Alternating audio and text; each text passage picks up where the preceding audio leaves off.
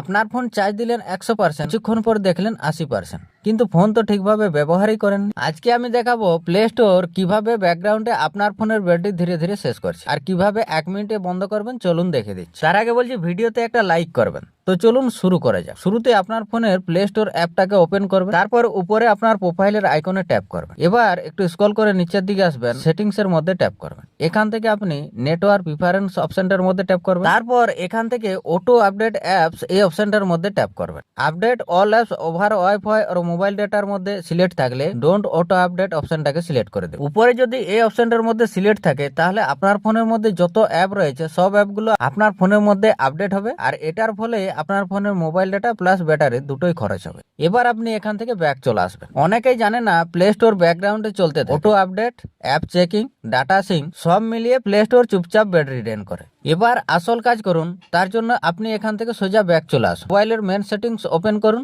Setting এর search বারে লিখুন ডাটা।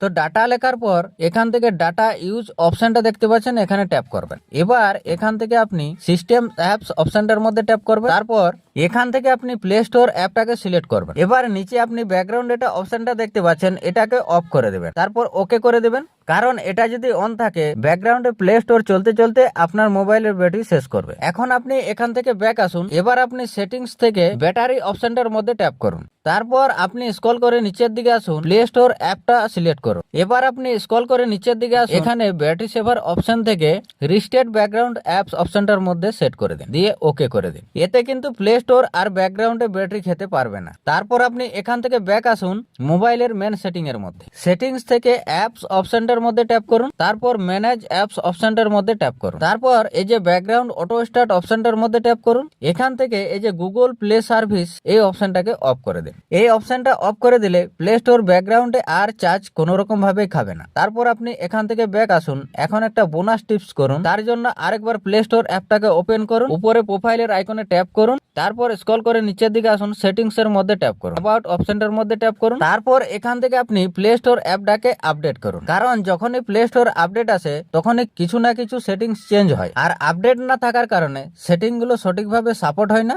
এর জন্য প্লে স্টোর ঠিকঠাক কাজ করে না, ফোনের চার্জ দ্রুত খরচ করে।